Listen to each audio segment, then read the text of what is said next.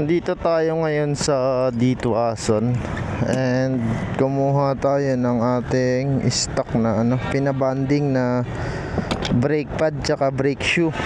Ayan, 68 pieces. Ang dami na ulit nating stock, wala na tayo magagamit. Ayan, ang bigat. 68 pieces siya, brake pad at brake shoe. And pauwi na tayo ulit ng Commonwealth. Napaka-traffic ngayon dito sa Quezon Ave. Maaga pa lang pero sobrang traffic na. Hindi pa rush hour. Okay Ano pong motor? Dominar 400. Put na yung gulong. Mabigat sa likod yung ating top box kasi kung sa hindi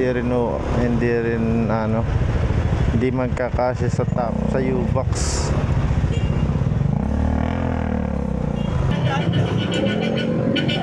Kaya na pag ng traffic, nagdikuan pa. Diyan lang yung sa Manawin. Kaya nga.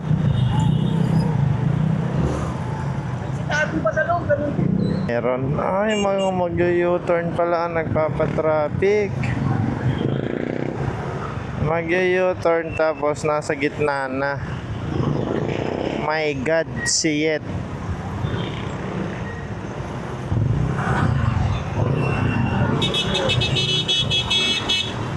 Pati yung padiretso naharang nyo na,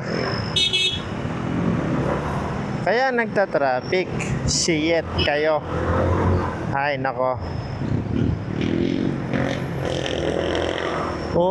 Wala naman traffic pala dito. Sa U-turn lang. U-turn third lane. Parang ganyan din yung nangyayari sa sa Batasan. Kaya nagta-traffic, bumabagal yung daloy.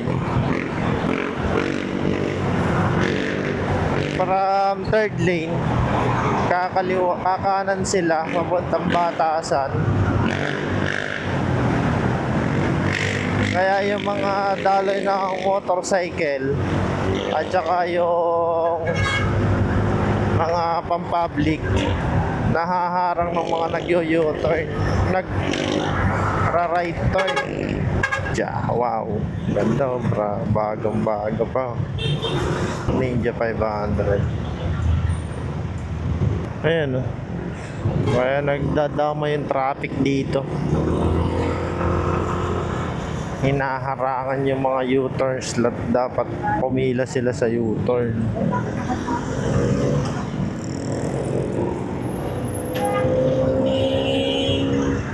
Ayan pa, hinarangan pa kami.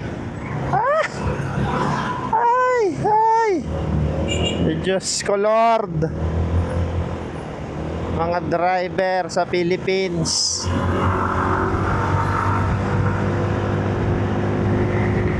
Wala naman talaga ka-traffic sa mga U-turn lang talaga makukulit tong mga driver na to